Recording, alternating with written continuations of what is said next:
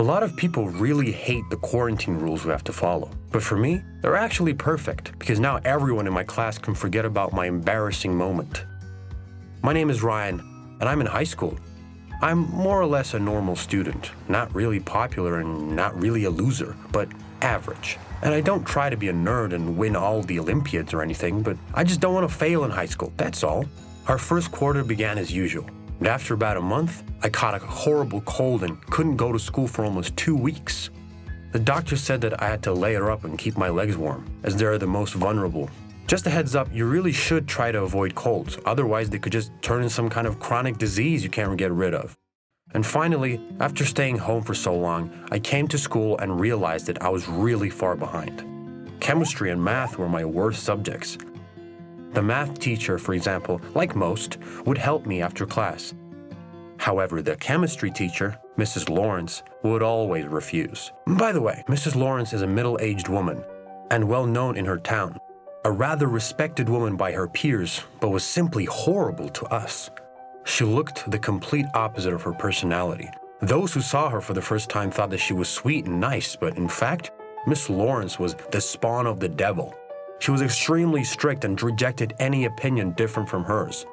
The law was that she was always right. Always. And to attempt to prove otherwise, God forbid, to question anything would get you punished. Or worse, get you transferred to another school, just like that. So, when I reluctantly approached her with a request to help me go over the missed topics, I knew what was coming. She looked at me sternly from head to toe and condescendingly asked, why did I miss so many days?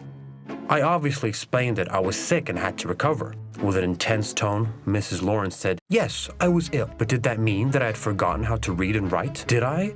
And told me that I could have easily surpassed the whole class by now if I had simply studied when I was sick. Finally, she said that she could not stand lazy students in the class and I had to study extra for her class, and that there would be no excuses. I sighed heavily. I mean, it seems like a normal thing to ask a teacher, but here Mrs. Lawrence made it out to be the worst thing in the history of mankind. Many days had passed since our conversation, and I reluctantly began to study at home. It was hopeless. There was no progress at all. Chemistry, alas, is not my strong subject. But I tried, read even more, and asked for help from my classmates. On Friday, after school, our homeroom teacher told us that tomorrow we had to come to cleanup day. It's basically where all the students and teachers come out to clean the entire school campus. And so, next day, it was time to clean. We were collecting the garbage, planting seeds, painting the curbs, and etc. In general, everyone was busy with their task. While I was helping my classmates with fertilizers, the school prankster Bill ran around the schoolyard like a madman with a hose, spraying everyone in his way. Unfortunately, I was also a victim of his prank. After 5 minutes, I was completely drenched from head to toe. I was furious and began to curse at him, but Bill didn't care and just ran on, looking for new victims. A little while later, I really got cold because of the water and began to tremble. The teacher said that I could go home early and started walking home. I really don't want to get sick again. And the doctor specifically told me not to get too cold. But just as I got home, I already felt unwell. I began to cough and my nose was runny. No, not again. It had to be now. We have a ton of exams soon. I have chemistry tomorrow. I urgently took a double dose of cold medicine, changed my wet clothes, and drank some hot raspberry tea. Yes, did everything on time. I shouldn't get sick now. The next morning, I felt fine. But for some reason, I had a really bad stomach ache. After seeing me clench my tummy in pain, Mom said that I had gotten an infection and that I needed to stay home that day. To which I replied that I couldn't stay home because we had a super important chemistry class that I simply could not miss. Mom let me go, but she gave me a pill for my stomach and told me to come right after chemistry class. On my way to school, I had a pain that appeared and disappeared suddenly. I prayed that I'd feel better and the class would go smoothly. As soon as chemistry started, Mrs. Lawrence paid very close attention to me and told me to sit right at the front of the class, closer to her. I really tried to hide my pain because I was certain that Mrs. Lawrence would think that I was just pretending just so I could avoid answering the questions. The bell finally rang, and the worst lesson of my life began. I will never forgive myself for coming to class that day. Mrs. Lawrence, standing at the blackboard, briefly talked about today's topics and what we had to cover to answer the questions. I felt something prick in my stomach and the pain did not go away. Then it became even worse. as if some invisible thing was pressing right up against my bladder. Barely standing the pain, I raised my hand. Mrs. Lawrence looked at me straight in the eye with an evil smile. "What, Ryan? You want to answer first? Studied all the topics and just can't wait to share your knowledge with the class," she said, clearly preparing to embarrass me. "Mrs. Lawrence, may I be excused? I don't feel too well." She said no without hesitation. She started telling me that this was the first time she saw such a weak boy, who caught a little cold and had not gone to school for weeks. She just kept on braiding me, but now I had to really pee. I could hardly contain it. It felt as though my bladder was going to explode. Without even waiting for an answer, I realized that I could no longer hold it in anymore. Jumped from the chair, but my sweater got caught on the edge of the table, and I fell to the floor. The teacher then ran up to me, grabbed me by the shirt, and started screaming at me why I was leaving without her permission. The limited seconds I needed to go to the bathroom were lost. Unable to hold it in anymore, I peed myself right there and then in front of the whole class. There was a dead silence. All my classmates stared at me. I was ready to sink right into the ground. I turned bright red and just could not move out of pure shame. My good friend Kevin, right after the incident, ran up to me, covered my pants with his shirt, and led me out into the corridor. I wouldn't wish this kind of embarrassment on my worst enemy. Kevin tried to calm me down, saying that no one in class would talk and that he'd tell everyone to keep their mouths shut. He called me a taxi and said that he'll deal with this matter, and that Mrs. Lawrence should be punished for her behavior and constant abuse. I don't know how I got home, but I remember dreaming of bringing back time and forever removing this terrible incident from history. I didn't go to school the next day and didn't return the day after. Hell, I decided to not go there at all, as I knew that no one would forget what happened. I told my mom that I had to transfer schools, as I couldn't stay after the incident. A few more days passed and suddenly the doorbell rang. I reluctantly came to open the door and saw my entire class on the doorstep. All of them were there. Kevin was holding a cake. The girls had balloons. All came to support me and tell me that they'd collectively filed an official complaint against Mrs. Lawrence and asked her to be removed from her class. They also told me that no one will ever know what happened, and I shouldn't transfer schools. The guy said that everyone has an embarrassing story that they're not proud of, and that I shouldn't worry too much about it. I was so happy to see the amount of support and hugged everyone and said thank you. If I'm honest, I almost cried. At that moment, I realized how great my classmates are and how awesome it is when you're surrounded by people who care about you. If you liked the video, then please leave a like and subscribe to our channel. Hello everyone, my name is Mina. I'm an excellent student at school and I have no problems with my behavior. As you probably understood, at home I have parents that are similar to me. Mom and Dad raised me in a fairly tough household. They did not often let me go out with friends, and they did not always allow me to get to know people. More often, they themselves chose my friends for me and always reminded me of which actions were acceptable and which were not. I'm the only child in the family, so I had no one to play crazy games with, to do dirty tricks, and it was safer for me to obey my parents, which I did every day. I had a simple life.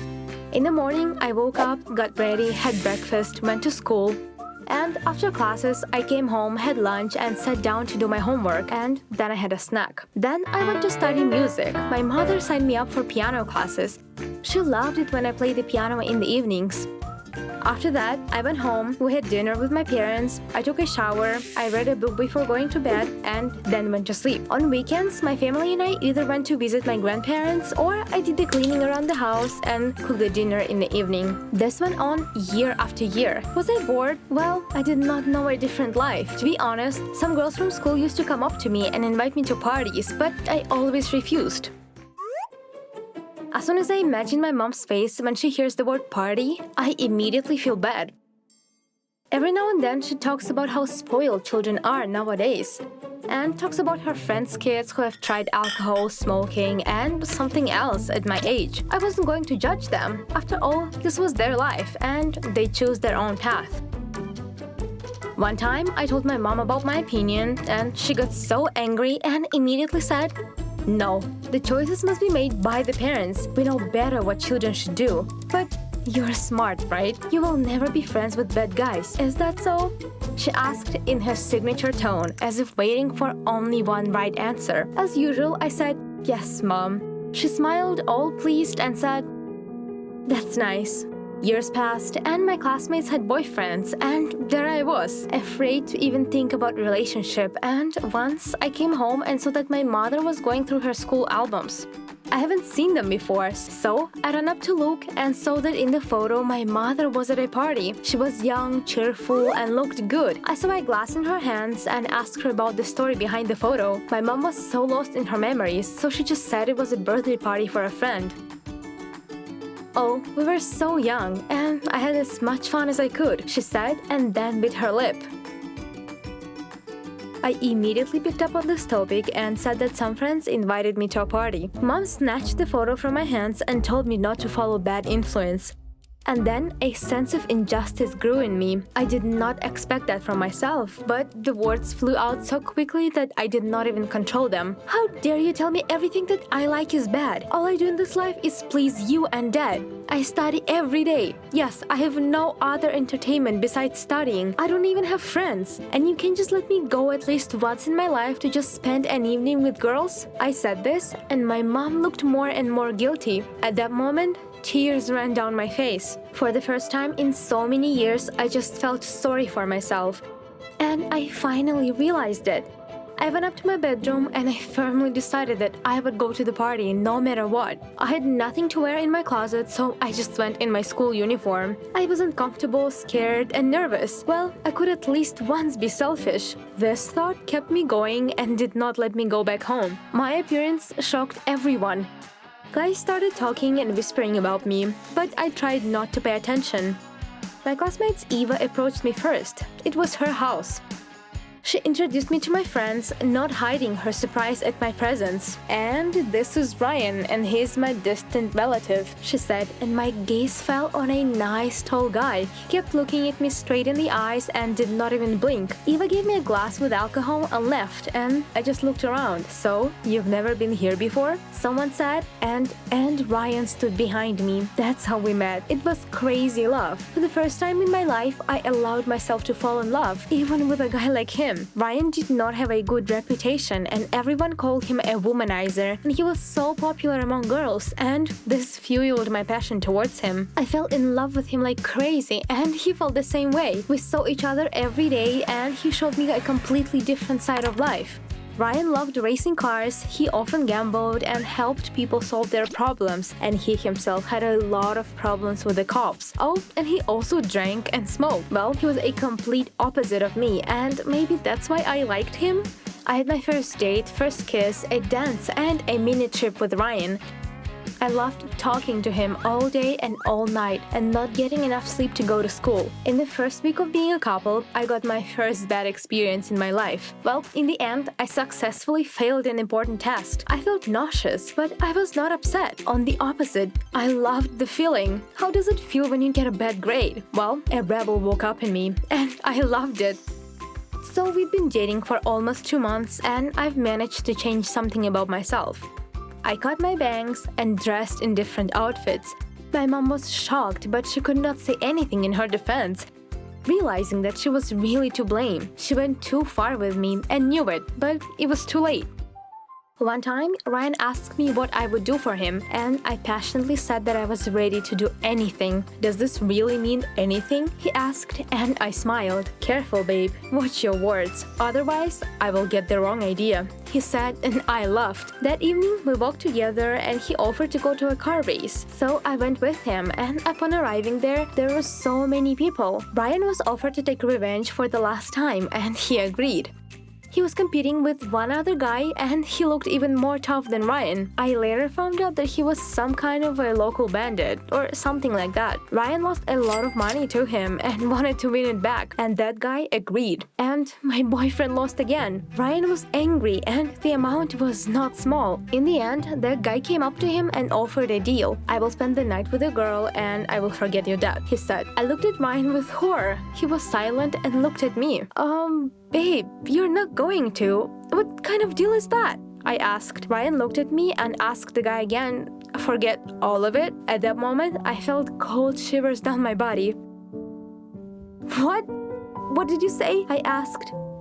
Ryan took me aside and said, "Well, you said you were ready for anything. I suggest you just do this, and that's it, and tomorrow we'll go somewhere." I punched him in the face and cried. And that guy smiled, took my arm, and led me to the car. He took me to the city, and I was silent all the way. We arrived somewhere in the center, and he offered to sit in the park on a bench. I sat there and I could not calm down. And he so quietly said, "He's not worthy of you. I've known him for a long time, and he doesn't know what respect means. He did not pass my test. If he stood up for you, so where do you live?